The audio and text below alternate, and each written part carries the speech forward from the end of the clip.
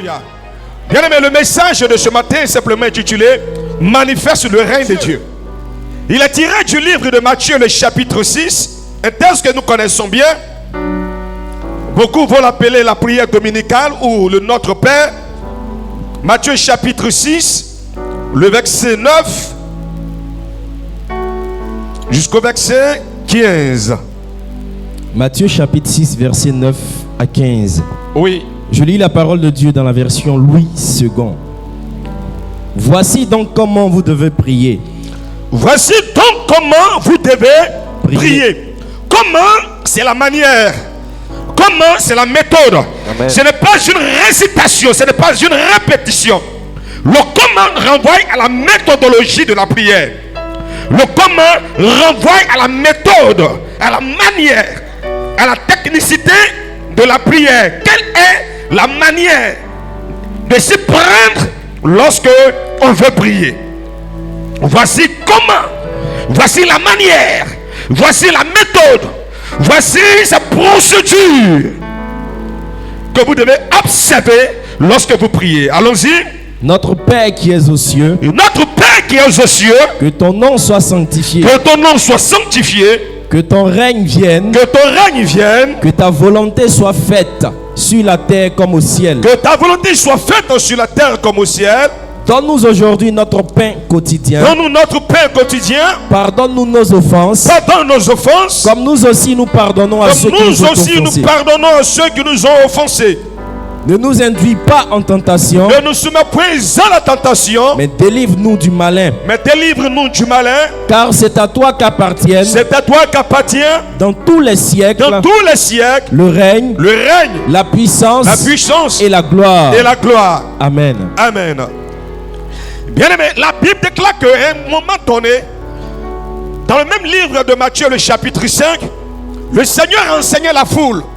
Et pendant qu'il était en train d'enseigner la foule, soudainement, il va se retirer et va s'asseoir sur la montagne. Et lorsqu'il s'assoit sur la montagne, il va maintenant parler aux disciples qu'il a choisis. Et il va commencer à les enseigner, bien aimés, sur la prière d'un heureux. Ce que nous appelons le sermon sur la montagne. Et c'est dans cette suite de la prière que le Seigneur va parler également aussi du jeûne qui plaît à Dieu. Et là, il arrive et les disciples nous posent la question de savoir, mais Jean-Baptiste a enseigné à ses disciples comment prier. Mais nous, enseigne-nous comment prier. Et Jésus dit à ses disciples, lorsque vous voulez prier, voici comment vous devez prier. Ça n'a rien à voir avec un signe de croix. Ça n'a rien à voir avec une récitation. Mais bien aimé, c'est une méthode de prière. Et c'est la prière efficace, c'est la prière qui produit des résultats. Parce que c'est une méthode de prière enseignée par Jésus. Alléluia. Il dit, lorsque vous devez prier, dites notre Père qui est dans les cieux. Lorsque vous devez prier, dites notre Père qui est dans les cieux. Donc la prière, bien aimé, débute et commence par le fait de reconnaître que celui à qui tu adresses ta prière n'est pas ton égal. Yes. Celui à qui tu adresses la prière n'est pas ton égal. Amen. Mais tu adresses ta prière à un souverain. Ce n'est pas, bien aimé, ni un maître, ni un patron, mais un père. Mais un père. Mais un père élevé. Vous un Dieu un père. Et nous un Dieu un maître. Vous un Dieu un père. Et nous un Dieu un patron. Vous un Dieu un père. Et nous un Dieu un collègue. Vous un Dieu un père. Et nous un Dieu un enfant. De la manière dont tu vois la personne à qui tu parles. Parce que la perception détermine la réception. Ce que tu reçois est déterminé par ce que tu vois. Comment est-ce que tu vois celui à qui tu es en train d'adresser la prière? Les orthodoxes disent l'enfant Jésus. Mais nous savons ce qu'un enfant peut te donner. Mais alors, le Seigneur dit, nous devons voir en lui un Père. Nous devons voir en lui un Père. J'ai dit, un Père bien-aimé est une personne bien-aimée qui a des principes. Un Père est une personne qui a des principes. Il est sévère, mais il n'est pas méchant. Il est sévère, mais il n'est pas mauvais. Il a des principes, et les principes qu'il a fait de lui un Père sévère. Donc bien aimé, lorsque nous devons prier, le Seigneur nous dit d'abord de reconnaître le nom de Dieu. Ce Dieu qui est élevé au-dessus de nous. Ce Dieu qui est au-dessus de toutes choses. Et la Bible déclare qu'avant qu'une chose ne soit physique, la chose a d'abord été spirituelle. Comment est-ce que tu vois Dieu? Moi je vois un Dieu repérément. C'est quoi? Lorsque le Seigneur était sur la croix, il dit à ma Père, il dit mon Père, mon Père. Lorsque Élie montait avec l'onction, Élie montait avec le manteau, Élie montait avec l'approbation du ministère, la Bible déclare que Élisée va dire mon Père, char d'Israël et sa cavalerie. Le mot Père signifie source. Le mot Père signifie source. Ça signifie provenance. Quand tu dis Père, tu dis tu es ma source. Et je suis une ressource. Quand tu dis Père, tu dis je dépends de toi. Quand tu dis Père, tu dis ma vie dépend de toi. Quand tu dis Père, tu dis je ne peux rien sans toi. Parce que le Père est celui qui engendre. La Bible déclare que c'est le supérieur qui bénit l'inférieur. Il y a absence de bénédiction lorsque bien aimé tu ne vois pas en Dieu un Père. Il y a absence de grâce lorsque tu ne vois pas en Dieu un Père. Je vais ce matin dire à quelqu'un que Dieu est ton Père. Alléluia. Alléluia, quelqu'un ce matin. Dieu est ton Père. Il dit notre Père qui est aux cieux. Que ton nom soit quoi? Ton nom soit sanctifié. C'est pas parce que Dieu a péché que nous sanctifions son nom. Mais sanctifier le nom de Dieu, c'est être à mesure d'élever son nom. La sanctification du nom de l'Éternel renvoie à l'adoration. Renvoie à l'adoration. Sanctifier le nom de Dieu, c'est adorer Dieu. Premièrement, admets que Dieu est ton Père. Deux, commence à sanctifier le nom de ce Dieu qui est comme toi, qui est semblable à toi. Il n'y a personne qui soit comme toi. Oh Père, je veux t'élever. Oh Père, je vais magnifier ton nom. Oh Père, je vais exalter ton nom. Mon âme te loue, mon âme te bénit. Tu es en train de sanctifier le nom de ton Dieu.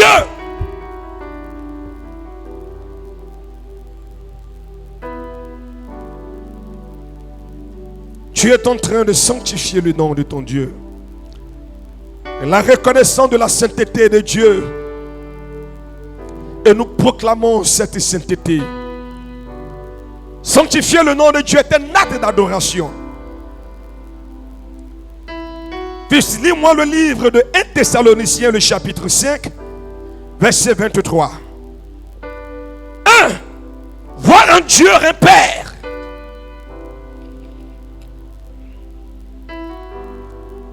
Voir un Dieu, un Père. Que le Dieu de la paix vous sanctifie lui-même tout entier. Que le Dieu de la paix vous sanctifie lui-même tout entier. Et que tout votre être, l'esprit, l'âme et le corps, soit conservé irrépréhensible lors de l'avènement de notre Seigneur Jésus-Christ. Avant de manifester le règne de Dieu, il dit premièrement, bien aimé, reconnais un Dieu, un Père. Mais un Père élevé. Alléluia. Alors Jésus dira, est-ce qu'un enfant peut demander du père à son père? Et son père va lui donner un serpent à la place, méchant comme vous l'êtes? À plus forte raison, votre Père qui est dans les lieux célestes. C'est ce que Jésus dit. Il dit, à plus forte raison, votre Père qui est dans les lieux célestes. Jésus dit qu'il y avait un juge unique, un juge qui ne craignait point Dieu et qui n'avait égard pour personne. Et une veuve par terre de jour comme de nuit pour frapper à la porte de ce juge pour dire, rends-moi justice avec la partie adverse. La parole de Dieu déclare que ce juge unique n'avait d'égard pour cette veuve. Mais comme elle importunait, le juge dit, même si je n'ai d'égard pour personne, parce que cette femme est en train de m'importuner, alors je vais lui accorder ce qu'elle est en train de me demander. Et Jésus poursuit pour dire, à plus forte raison, votre Père qui est un Père aimant. Alors si ce Père il est aimant, tu dois le sanctifier. Tu dois le sanctifier. Bien aimé, écoutez-moi très bien. Les religieux vont prendre leur ablution avant d'entrer dans leur lieu saint. Alléluia. Les religieux vont se laver les mains avant d'entrer dans leur lieu saint. Les religieux vont se laver les pieds avant d'avoir contact avec leur lieu du saint. La Bible dit, toi, pour entrer dans l'intimité de Dieu, pour entrer dans le lieu très saint de l'Éternel, premièrement, reconnais en lui un Père, et deux, sanctifie son nom. J'ai dit sanctifier le nom de Dieu est un acte d'adoration. On n'adore pas Dieu pour ce qu'il a fait. On adore Dieu pour ce qu'il est. Alléluia. On n'adore pas Dieu, bien-aimé, pour ce qu'il a réalisé. On n'adore pas Dieu à cause du témoignage, mais on adore Dieu pour ce que Dieu est. Donc le fait que tu sois malade ne change pas l'identité de Dieu. Le fait que, bien-aimé, Dieu n'ait pas mangé ne change pas l'identité de Dieu. Dieu ne devient pas petit parce que tu es en prison.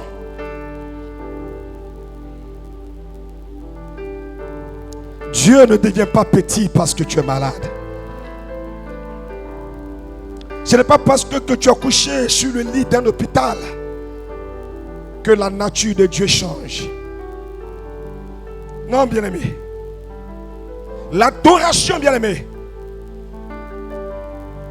L'adoration, bien-aimé, c'est être capable de surpasser ses difficultés et contempler la divinité de Dieu. Être capable de... David pouvait dire, quand je marche dans la vallée de l'ombre de la mort, donc David se trouve dans la vallée. David ne se trouve pas sur un sommet. David ne se trouve pas dans un palais. Mais David est dans une vallée. Mais dans cette vallée, il va proclamer la seigneurie de son Dieu. Il dit, je ne crains aucun mal, parce que ta houlette et ton bâton me rassurent. Chacun d'entre nous, à un moment donné, à une saison de ta vie, la vallée va se présenter. Il dit à Ézéchiel, descends dans la vallée. Et lorsqu'il arrive dans la vallée, Dieu lui dit, est-ce que les eaux que tu vois peuvent revivre? Est-ce que les eaux que tu vois, Ézéchiel, ont la capacité de revenir à la vie? Sanctifier le nom de Dieu est une dimension d'adoration. La Bible déclare qu'un homme va s'appeler Job. Alors, Satan dira à l'Éternel, maudit ses biens, tue ses enfants, et tu verras que Job va t'abandonner. Tu verras que Job va te laisser tomber. Tu verras que Job ne viendra plus à l'église. Tu verras que Job ne va plus confesser ton nom. Alors la parole de Dieu déclare, bien-aimé, Job va se retrouver dans la vallée la plus compliquée, bien-aimé. Il est frappé par une maladie dite de nos jours incurable, bien-aimé. La peau de Job colle. Ses enfants sont morts. Le premier espoir qu'il avait était son épouse. Sa femme qui lui dira, maudit Dieu, meurt. Deuxième espoir qu'il avait, c'était ses proches, ses amis qui viendront lui dire, Job, nul ne tombe malade ainsi, nul ne souffre ainsi. Si tes souffrances t'atteignent, c'est parce que tu as péché. Si telle maladie t'atteint, c'est parce que tu as péché. Alors, ils vont créer la culpabilité dans la vie de Job. Et son époux lui dira, maudit Dieu et meurt. Et Job, bien-aimé, regarde l'Éternel. Et Job préfère maudire le jour de sa naissance. Alléluia. Alléluia, peuple de Dieu ce matin. Bien-aimé, quand tu montes dans la dimension, bien-aimé, de l'adoration, le diable n'arrive plus à te comprendre. Parce que dans la dimension de l'adoration, ton cœur n'est plus le cœur d'Adam.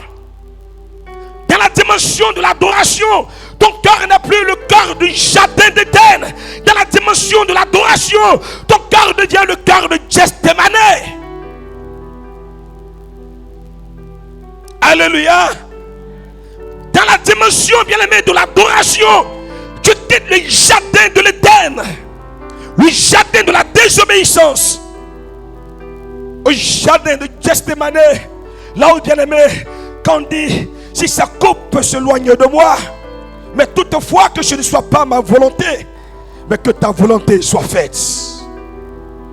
Elle est douloureuse, elle est amère, elle est difficile, elle est compliquée. Mais Seigneur, que ce soit ta volonté. Si ça tenait qu'à moi seul, j'ai laissé tomber affaire là il y a longtemps. Je suis devenu un homme d'affaires international. Si ça tenait qu'à moi seul, à cette heure-là, je suis allongé dans mon canapé. Je ne sais pas, en train de savourer, n'est-ce pas, mon écran téléviseur. Si ça tenait qu'à moi seul, à cette heure-ci, je serais en train de profiter de ma jeunesse. Mais il dit, Seigneur, je ne suis pas le serviteur de l'Éden. Je ne suis pas le serviteur désobéissant de l'Éden. Je ne suis pas ce serviteur à qui tu dis ne touche pas ça, mais touche. Tu dis ça c'est saint, mais lui veut toucher. Tu dis ça c'est sacré, mais veut désacraliser la chose. Mais je suis ce serviteur de Gethsémane, celui-là qui peut prier jusqu'à ce que sa sueur se transforme en gluant de sang. Celui-là qui peut prier, bien-aimé, des heures et des heures à la recherche de ta volonté. Je tombe cette flamme qui fléchit genoux devant ta face. Je tombe cette femme qui fléchit genoux face aux difficultés, qui fléchit des genoux devant la face de l'Éternel, face aux difficultés pour dire à l'Éternel que ce soit ta volonté. La dimension de l'adoration, c'est là où tes problèmes ne comptent plus. Et puis tu loues Dieu, même dans tes besoins. Tu élèves Dieu, même dans la maladie. Tu élèves Dieu, même dans les difficultés. Celui qui est à côté peut ne pas te comprendre, parce qu'il a le cœur d'Éden. Or, le cœur d'Éden est le cœur que le diable maîtrise. Le cœur d'Éden est le cœur que le diable maîtrise. Il dit à Dieu, si Job te loue, c'est parce que tu l'as béni. Ah, il connaît ce cœur-là, hein? Si Paul te prie, c'est parce que tu l'as béni. Si André est en train de t'excéder, c'est parce que tu l'as béni. Le diable dit, je connais ce cœur. C'est un cœur d'intérêt. C'est un cœur qui t'apprécie parce que tu as fait quelque chose. C'est un cœur qui t'apprécie parce que tu l'as répondu. C'est un cœur qui t'apprécie parce que tu l'as exaucé. Il connaît bien ce cœur. Donc il dit à l'Éternel, maudit Job, et tu verras que son cœur va te trahir. Dis à quelqu'un, aie un cœur d'adoration. Dis à une personne auprès de toi, aie un cœur d'adoration. La Bible dit que Dieu cherche les vrais adorateurs qui vont l'adorer en esprit et en vérité. Il n'a pas dit dans la chair et dans la réalité. Il dit en esprit premièrement. Parce que Dieu est esprit. Et en vérité. Parce que la maladie n'est pas la vérité, mais c'est une réalité. Le manque n'est pas une vérité, c'est une réalité. La douleur que tu ressens n'est pas une vérité, mais c'est une réalité. quelle est la vérité? Quand je lis ma Bible, il dit que le faible dit je suis fort et que le malade dit je suis guéri. C'est là qu'on lui dit celui que tu aimes du nom de Lazare est mort. Et il dit non, notre ami Lazare dort, allons le réveiller. Allons le réveiller. Bien-aimé, est-ce que ce matin tu arrives à sanctifier le nom de Dieu? Dans le quartier, c'est toi qui pleurniches. Celui même qui te voit n'a plus le courage de venir à l'église. Écoutez très bien. Le règne de Jésus, le règne de Dieu ne peut se manifester si le nom de Dieu n'est pas sanctifié. C'est pourquoi, avant de dire que ton règne vient, oh, c'est quoi le règne? Le règne, c'est le pouvoir. Le règne, c'est la puissance. Le règne, c'est l'autorité. Le règne, c'est l'amour. Le règne, c'est la sagesse. Le règne, bien-aimé, c'est ce qui caractérise Dieu. Le règne, c'est le royaume de Dieu. Or, la puissance qui est son règne, la puissance qui est son autorité,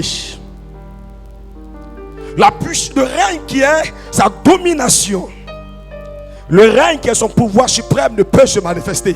C'est toi, c'est toi, c'est toi, c'est moi. Nous manquons de sanctifier son nom. J'ai dit sanctifier son nom est un acte d'adoration. Alléluia. Alléluia, un peuple béni de Dieu. Alléluia, un peuple béni de Dieu. Bien-aimé, écoutez-moi très bien. Je veux que tu changes de dimension. Je veux que, bien-aimé, tu changes de jardin. Éden signifie délice. Le jardin d'Éden, Éden signifie délice.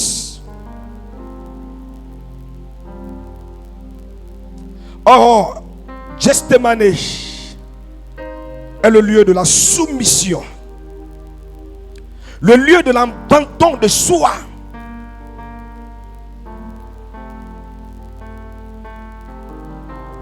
C'est le lieu du renoncement de soi. Alors il y a, bien aimé, certains pensaient pouvoir maîtriser le cœur de Job.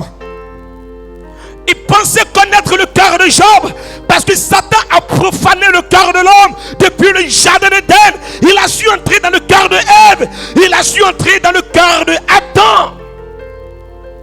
Et depuis des générations, il a perverti la terre. La Bible déclare que oui, l'abomination régnait tellement que Dieu a eu le regret d'avoir créé l'homme.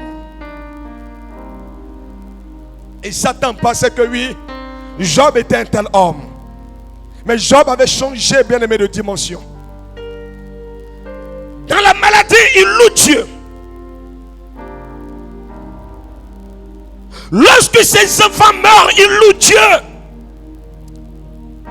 Il dit l'Éternel a donné, c'est lui qui a repris.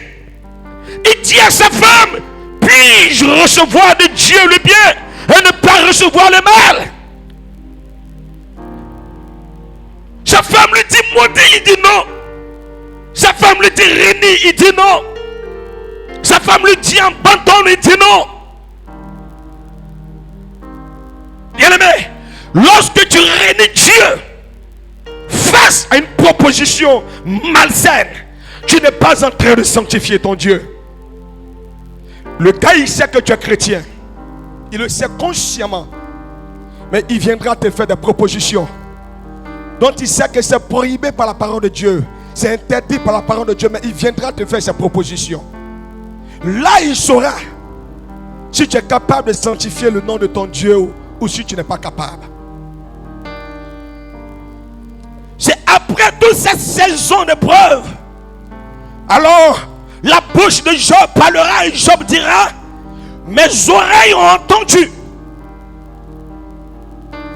Mes oreilles ont entendu Mets mes yeux. Affaire bien-aimé. C'est lorsque tu montes dans la dimension de l'adoration que Dieu ouvre tes yeux. S'il y a un adorateur ce matin ici, tu ne peux pas être un véritable adorateur de Dieu. Et puis bien-aimé, tu seras coupé de la révélation de l'Éternel. Non, non, non, non. Lorsque Abraham reçoit, bien-aimé, les hommes qui passent chez lui, la Bible déclare que Abraham lave les pieds. C'était, bien-aimé, un symbole d'adoration. Mais alors, pendant qu'il se met en chemin, il dit: cacherai-je à Abraham ce que je dois faire? Un homme d'adoration est un homme qui a la révélation, bien-aimé, de Dieu. Il dit: mes oreilles ont entendu, mais maintenant mes yeux ont vu. Et maintenant mes yeux ont vu. Donc, sanctifier le nom de Dieu, bien-aimé, est un acte d'adoration. Et l'adoration ne dépend pas, bien-aimé, du pain quotidien. L'adoration ne dépend pas, bien-aimé, du résultat. L'adoration ne dépend pas, bien-aimé, du miracle. L'adoration ne dépend pas de ce que Dieu a fait pour toi. Ça, c'est la louange. Mais l'adoration, c'est ce que Dieu est. C'est ce que Dieu est.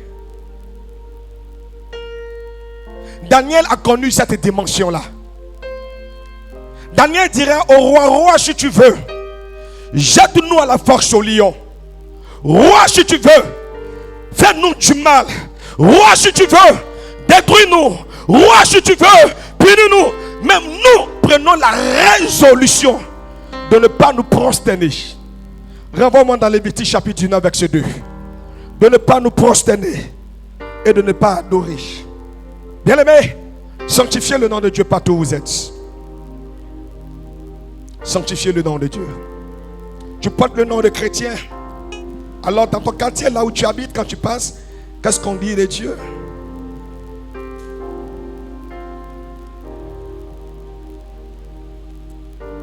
Est-ce que ton caractère sanctifie le nom de Dieu?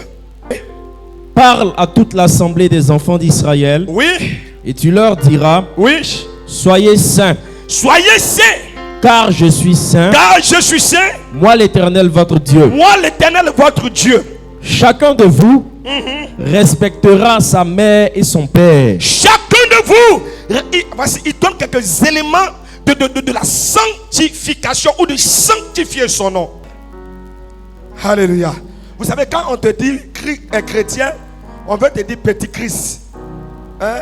Chrétien, petit Christ. Oui, mais si tu veux le prolongement de Christ, on dit non, Christ s'est multiplié. Hein? Voilà, il n'est plus maintenant Nazareth. Christ est à Commency, Christ est à Macoré, Christ est à Trècheville. Voilà, donc là où on te voit, on voit Christ. Vous voyez, dans la cour où tu habites, quand on te voit, on voit Christ. Dans le quartier où tu habites, quand on te voit, on voit Christ. Mais il dit sanctifiez mon nom. Sanctifiez mon nom. Sanctifiez mon nom. Alléluia. Amen. Sanctifiez mon nom. Allons-y. Chacun de vous respectera sa mère et son père et observera mes sabbats. Je suis l'Éternel votre Dieu.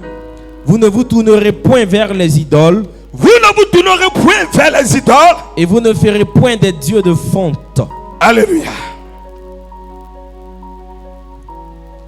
Donc le sanctifier, bien-aimé, ça se défaire de l'adoration des idoles.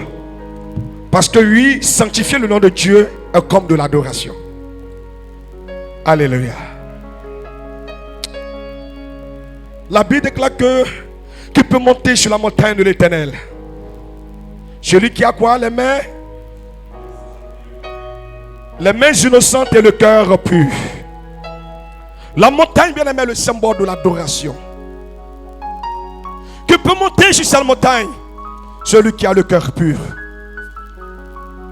Et Job dans la vallée de la souffrance, Job dans la vallée des difficultés, Job dans la vallée de la privation, Job a gardé sa relation avec Dieu. Job a gardé son intimité avec Dieu. Job a gardé son mandat avec Dieu.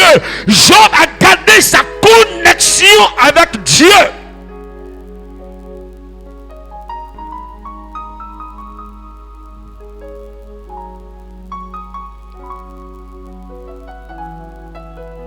Alléluia.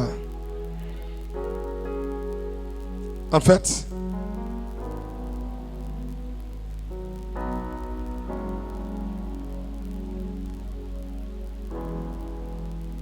Si tu arrives dans ta famille et que les gens sont en train de boire, de se saouler, quand ils te voient, indépendamment de leur volonté, ils doivent commencer à cacher leurs cigarettes. Indépendamment de leur volonté, ils doivent commencer à cacher. Tu es simple chrétien, mais vont dire voici le pasteur qui arrive.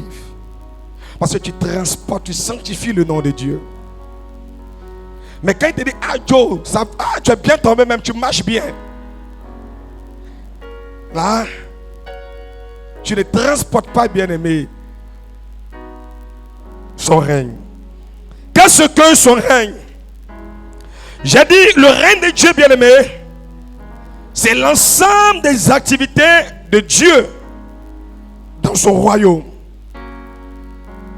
Le règne de Dieu, c'est l'ensemble des activités. C'est la domination de Dieu. Le règne de Dieu, c'est également aussi Galates chapitre 5, verset 22. Tu peux me lire. Le règne de Dieu, c'est le pouvoir absolu. C'est le pouvoir suprême qui l'exerce. Le règne de Dieu, c'est la puissance. Le règne de Dieu, c'est la force. Galates chapitre 5, verset 22. Mais le fruit de l'esprit, c'est l'amour, oui, la joie, oui, la paix, oui, la patience, oui, la bonté, oui, la bénignité, oui, la fidélité, la douceur, la tempérance. La tempérance. Bien aimé, voici des éléments qui caractérisent le règne de Dieu. Nous devons accepter que Dieu règne dans nos vies, premièrement. Dieu ne veut pas régner dans ta maison si Dieu ne règne pas dans ta vie. Tu dois être un transporteur du règne de Dieu. Donc Dieu règne dans ma vie. Si Dieu ne règne pas dans ta vie, Dieu ne veut pas régner sur la situation que tu traverses. Dieu ne veut pas régner sur la maladie que tu vis. Dieu ne veut pas régner sur le démon qui est en train de te nuire. Dieu ne veut pas régner sur les sorciers de ta famille. Souvent, bien aimé, tu es chrétien, mais ta prière est puissante. Tu es chrétien, les sorciers règnent dans ta famille. Tu es chrétien, ton environnement est souillé, pollué. Parce que tu ne transportes pas le règne de Dieu. Nous devons être des porteurs du règne de Dieu. Ah, bien aimé, quand je te parle de règne, j'ai dit le règne c'est quoi? C'est la domination de Dieu. Tu ne veux pas parler de règne sans parler de royaume. Alléluia.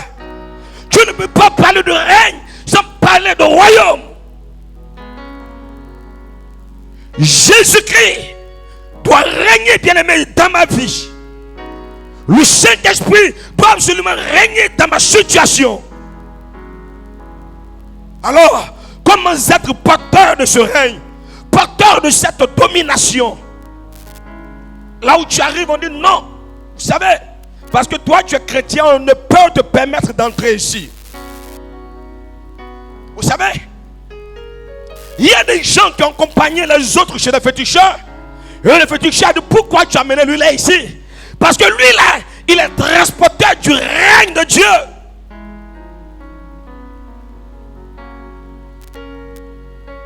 Là où tu pars, tu transportes la gloire de Dieu. Là où tu pars, tu transportes, bien aimé. Le trône de Dieu n'est pas posé dans un endroit spécifique.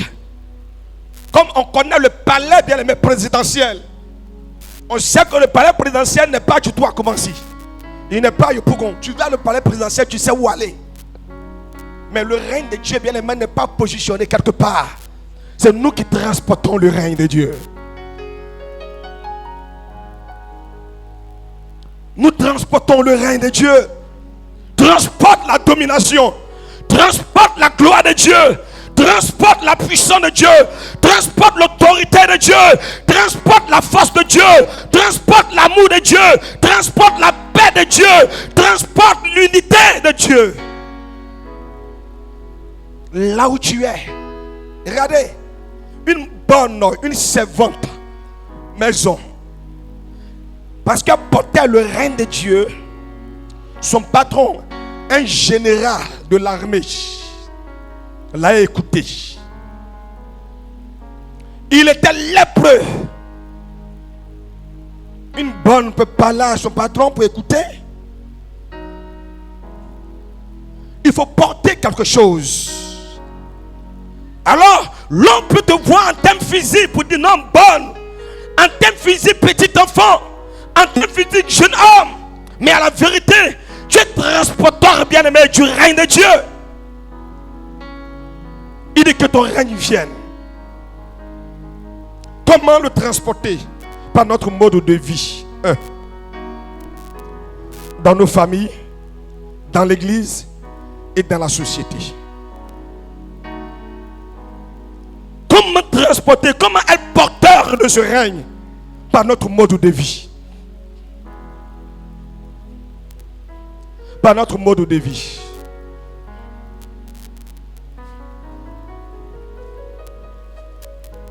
Vous savez, il y avait des fils de Séba, les fils de prophètes, qui étaient en train de chasser un démon. Et le démon s'est retourné contre eux. Le démon les a massacrés, les a malmenés.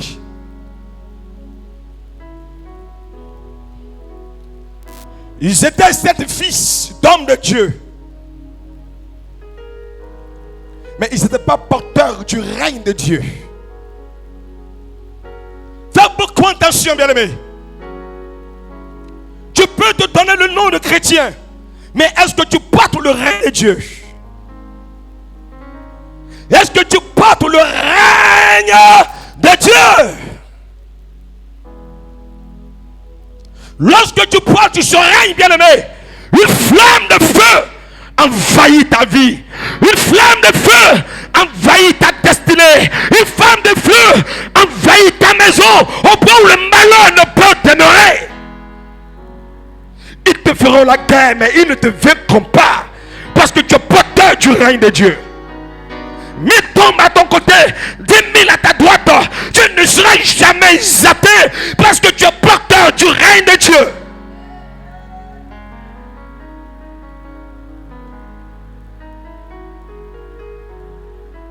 Toute âme forgée contre toi sera sans effet parce que tu es porteur du règne de Dieu.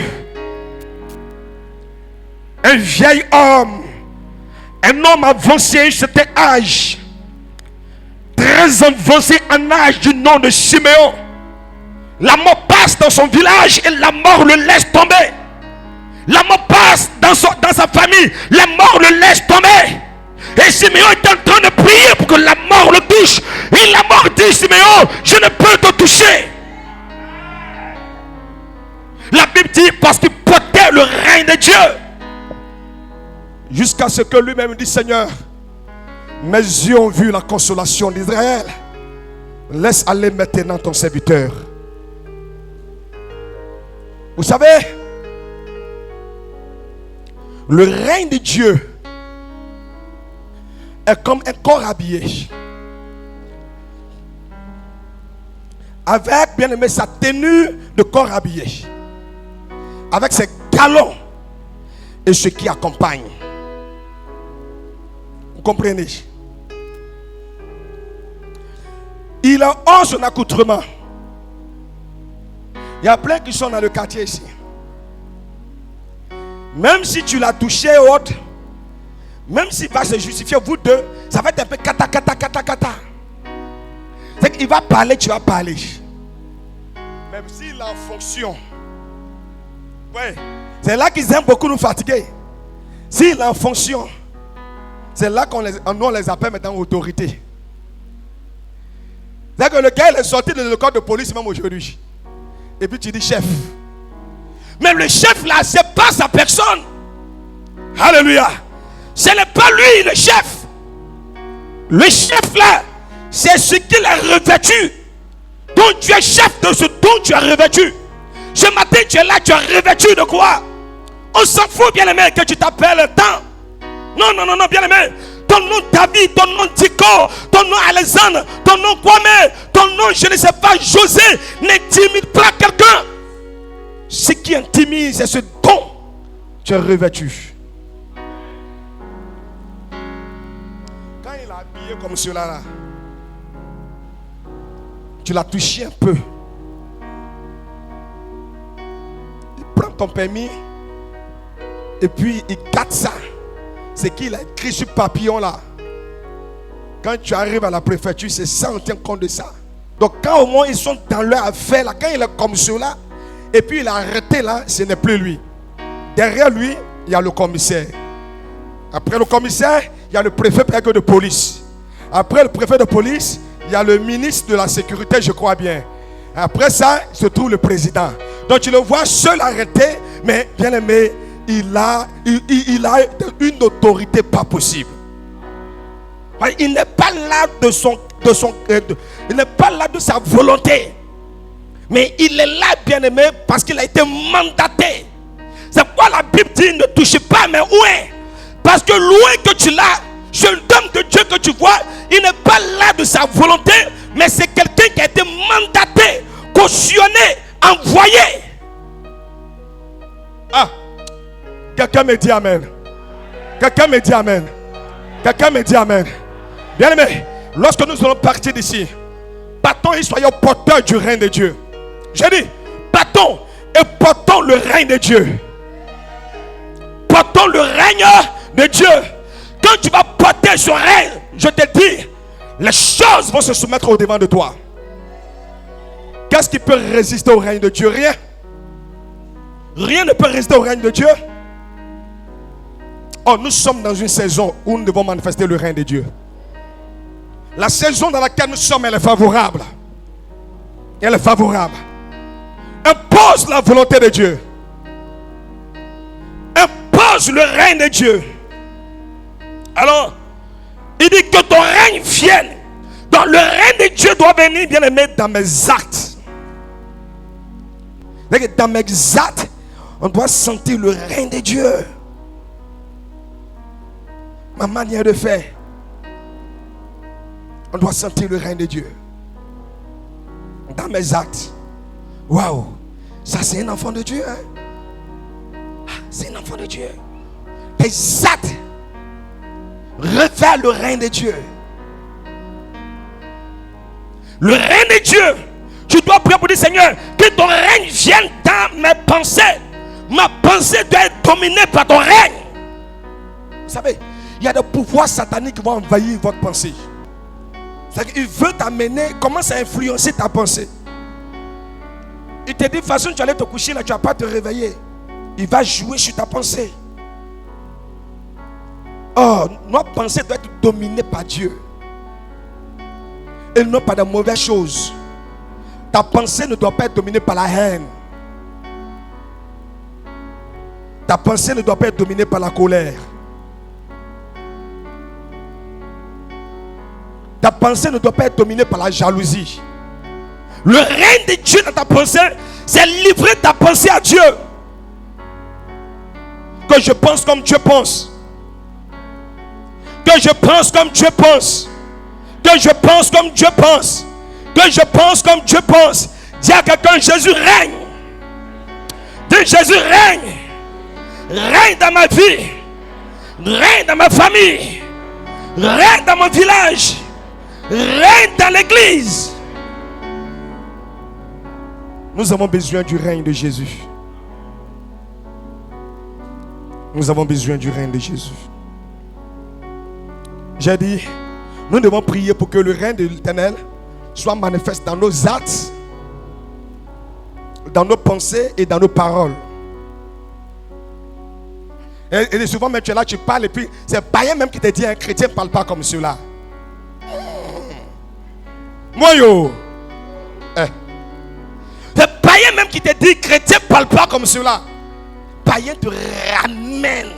Et païen te dit, toi là, tu ne manifestes pas le règne de Dieu par tes paroles. Moi là, si c'est comme cela là. Moi là, si c'est comme cela là. J'ai quitté leur église là. Hein? Aujourd'hui, c'est leur église. On peut faire ça. Aujourd'hui, c'est leur église. Ce n'est plus ton église à toi. Hein? Ce n'est plus l'église de Jésus-Christ. Alléluia. Manifester le règne de Dieu dans ses paroles.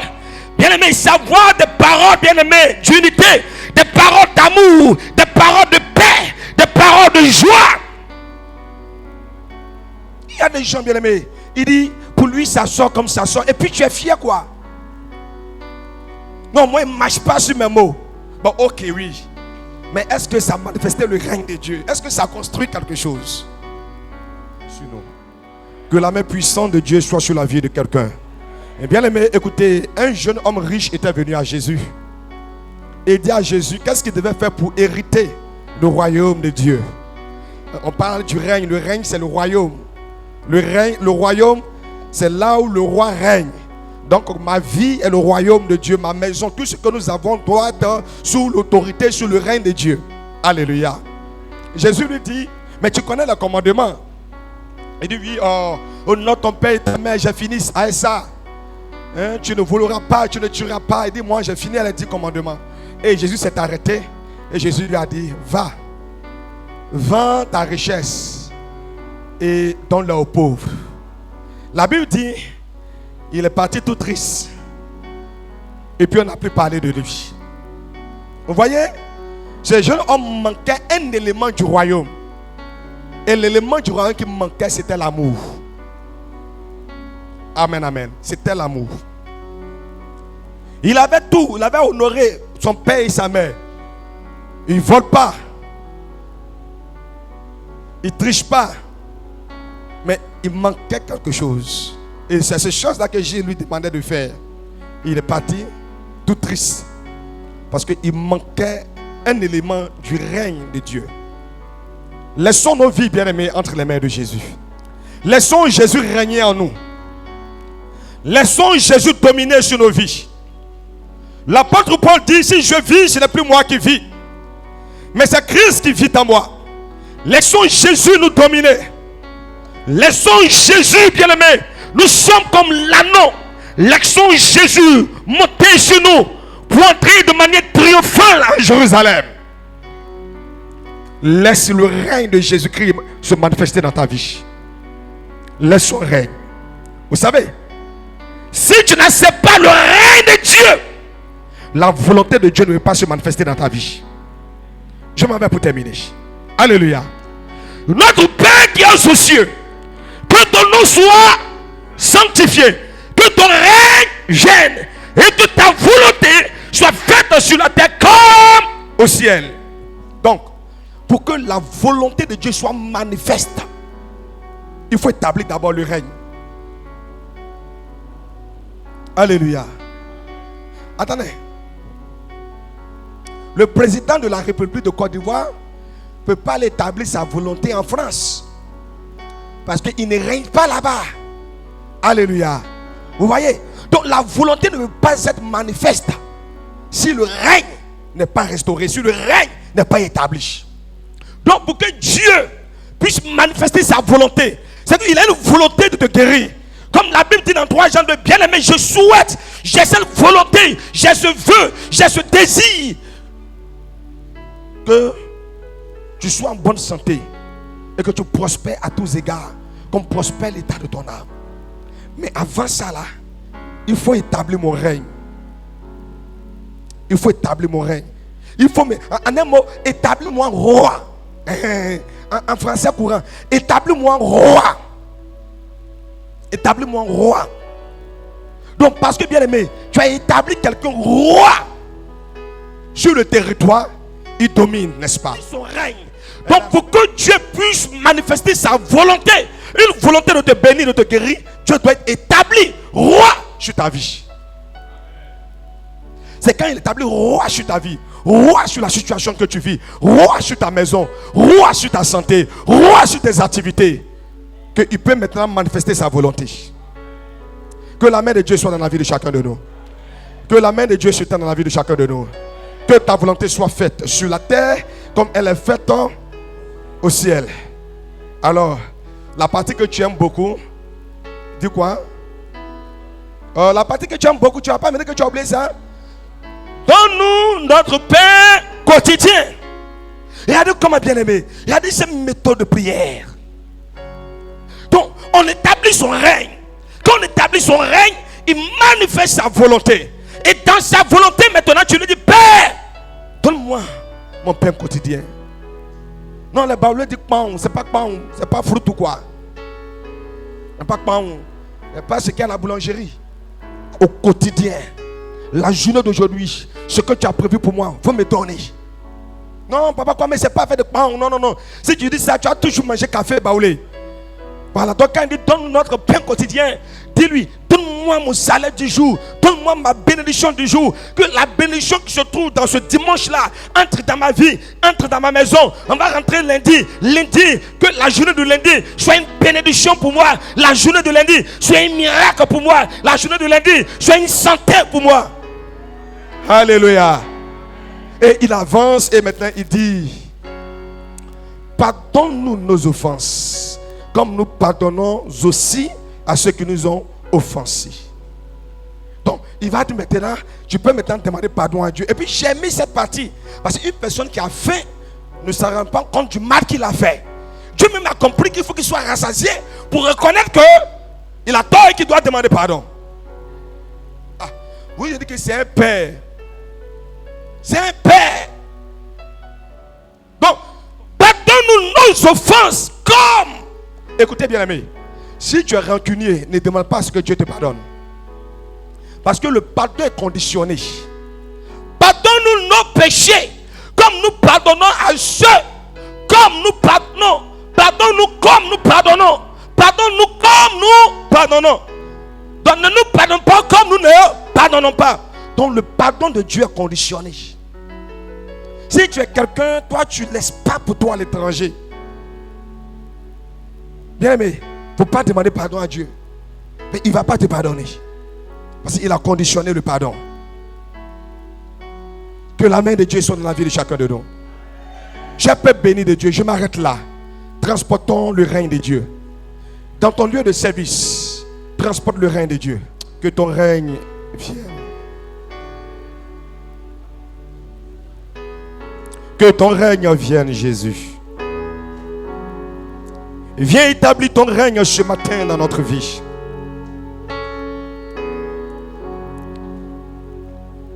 Viens établir ton règne, Adonai, dans nos vies. Oh Seigneur, j'ai besoin de ton règne dans ma maison. Ton règne dans ma famille, oh Jésus. Là où la maladie règne, Seigneur, qu'elle dégage. Là où l'échec règne, qu'il dégage. Et que ton règne soit mani. Oh Jesus. Tu vas prier ce matin. Tu vas prier ce matin parce que bien aimé, Dieu veut établir son règne. Dieu veut établir son règne. Dieu veut établir son règne sur tes entreprises. Dieu veut établir son règne dans tes activités. Mais il veut établir premièrement cela dans ta vie. Je vais répéter après moi, Seigneur Jésus, ce matin, établis ton règne dans ma vie. Établis ton règne dans la situation que je vis. Établis ton règne dans ma famille. Père, ce matin, que ton règne vienne. Établis ton règne dans mes actes. Établis ton règne dans mes pensées. Établis ton règne dans mes paroles. Nous allons prier contre le règne de la maladie. Amen. Aujourd'hui, c'est variole de singe qui est à la mode. Alléluia. Et nous envoyons, ce sont des échelles de maladie. Et nous avons envoyé l'insuffisance rénale. Et nous envoyé sida. Et nous envoyé tuberculose. Et nous envoyé ce qu'il peut envoyer. AVC. Bon. Ils ont envoyé, bien aimé, des choses qu'il peut envoyer. Et aujourd'hui, bien aimé, la maladie est en train de régner. Au point où dans nos hôpitaux, il n'y a plus de place. Au point où dans nos hôpitaux, si Jésus n'entre pas, et que, bien aimé, on t'envoie et que tu ne connais pas quelqu'un, ou Jésus ne passe pas par quelqu'un, on va te dire, il n'y a pas de place pour toi. Parce que la maladie est en train de régner. Alléluia.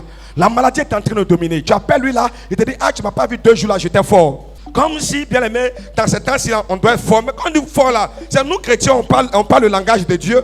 Mais fort là, quand nous on dit fort là, eux dans leur langage là, c'est malade. Alléluia. Tu n'as pas vu quelqu'un 2 jours, tu l'appelles, on te dit non, il y a ceci. Nous allons prier que le règne de la maladie s'arrête. Et quelqu'un me suit bien. Que que le règne de la maladie s'arrête. Que le règne de la maladie s'arrête. Et là-bas, commence à prier, prie.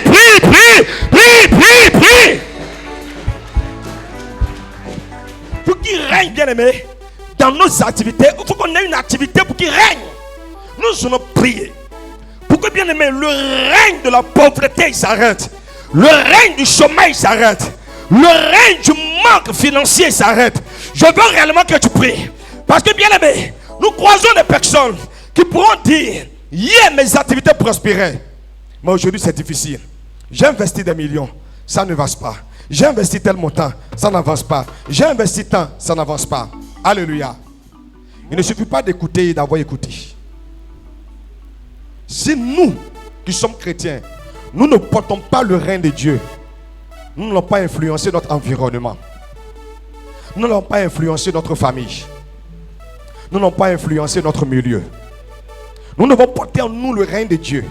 Et ce règne de Dieu va faire que là où on est, notre présence va créer quelque chose. Amen, amen. Je veux comme dernier sujet de prière, tu lèves ta voix et puis tu vas prier. La servante de Naaman portait en elle le règne de Dieu. Elle a influencé son patron. Mardochée portait en lui le règne de Dieu. Il a influencé le roi Assyrus. Daniel portait le règne de Dieu. Il a influencé le roi Nebuchadnezzar. Si nous ne portons pas nous le règne de Dieu, nous n'allons rien influencer et nous allons subir. C'est pourquoi tu vas élever la voix, tu vas prier.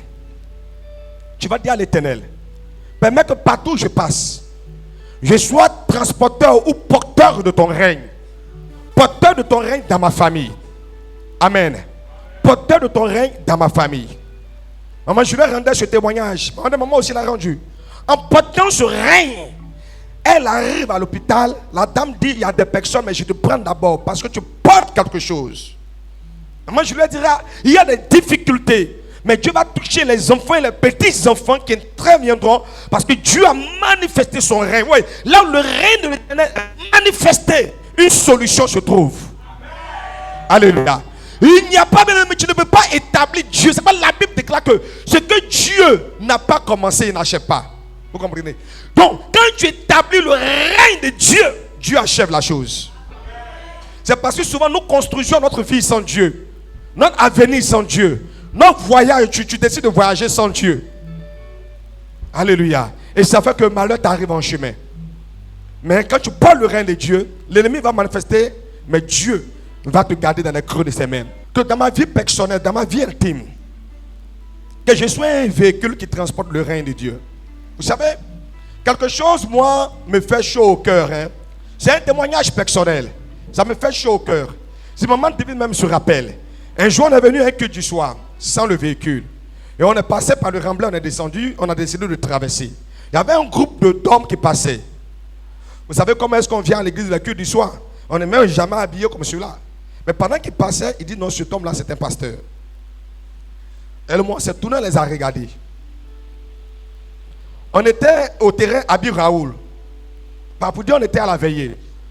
On s'est donné rendez-vous pour aller saluer la famille Paul. Moi, j'étais juste arrêté au goudron parce que j'appelais un missionnaire hier et puis je ne voyais pas sa position. Un monsieur qui vend les baffes. S'il peut même se rappeler comme un monsieur habillé. Un monsieur qui vend les baffes quand on emporte là. Il vient, s'arrête à côté de moi. Et puis il me dit: non, ça là, ça sonne bien, tant. Il me dit: mais qui t'a dit que moi j'ai besoin de baffes? Il me dit: non, mais tu es pasteur, ça c'est bon pour l'évangélisation. Bon, en fait, je suis mon visage. Et puis je me demande: est-ce que c'est écrit sur mon visage, pasteur? Alléluia. Bien, mais en fait, à un moment donné, vous devez comprendre que la Bible déclare que comme il n'aimait pas béni et qu'il aimait maudit, il dit que la malédiction devient pour lui comme un vêtement, n'est-ce pas? Qui pénètre dans ses os comme de l'huile et dans sa chair comme de l'eau. Moi, tu te souviens de ce verset? Oui. Donc la malédiction peut infuser, c'est pénétrer en toi. Tu ne vois pas, mais tu le portes comme un vêtement. Ça est dans tes os comme de l'huile. Donc ainsi aussi, bien aimé, quand tu sais Dieu, ça entre dans tes os. Et Dieu met sa marque sur toi en telle enseigne. Vous savez, les profanes là, ils ont aussi l'œil, ils voient. Hein? Voilà, donc ce que toi tu ne vois pas là, ils voient. Et ils voient. Et voilà. J'ai encore un exemple simple. Nous, on partait à un coin à Bobo, là-bas, ça s'appelle une Dautrée avec un ami. On dit là-bas, là, il y a viande de brousse. Donc, nous, on partait. À l'époque, c'était la Freeland de Javert. On arrivait, c'est une piste, on a garé. Et l'homme de Dieu et moi en arrière. Et moi, je disais à ce motocycliste-là, ne me fais pas tomber. Il dit encore, tu es pasteur, pourquoi je t'ai fait tomber? Ça te fait peur. Ça te fait peur. Et ça fait que quand tu marches, ça te fait peur. Alléluia. Bien aimé. Donc là où tu penses que personne ne sait que tu es chrétien, le Saint-Esprit ouvre les yeux de la personne sur ton identité. Seulement tu penses que tu t'es caché, tu en es de mettre bien. Toi tu penses. Non, je dis non, c'est mettre bien.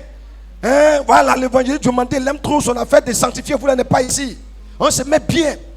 Et puis c'est dans ça que quelqu'un en face. Et puis il vient et dit, ah,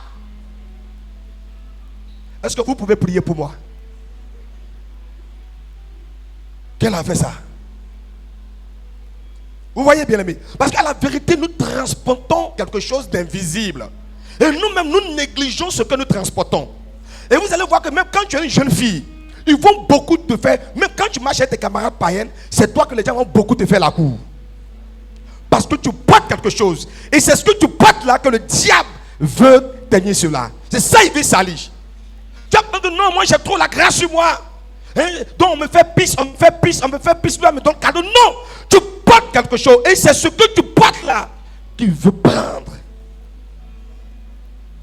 Remarquez, vous la jeune fille là. C'est quand il dit là, si c'est faux, dis non, pasteur, tu dis il faut. Vous voyez? Mais attends, mais c'est la même chose mais quand tu es homme chrétien. Garçon chrétien, c'est la même chose. Tu passes femme de break. Ah, mais tu es joli, hein? Mais tu es joli, hein? Mais tu es joli, hein? C'est pas joli ton physique. C'est joli de ce que tu portes là. C'est ça là, eux voient. C'est ça là qu'ils voient. Faites beaucoup attention. Pélina et Anne ont le même mari, mais n'ont pas la même destinée. Toi et puis l'autre, vous avez payé que le même pasteur. Vous venez de payer dans la même église, mais vous n'avez pas la même destinée. Ne fais pas comme quelqu'un. Ne fais pas comme quelqu'un. Tu portes quelque chose. Tu t'es amusé. Il y a des gens en tant que femme qui ont rentré en contact avec toi. Et puis prospère. Quand il prospère, il te relâche. Il a pris ce qu'il devait prendre. Il a pris quelque chose en toi. Il te relâche.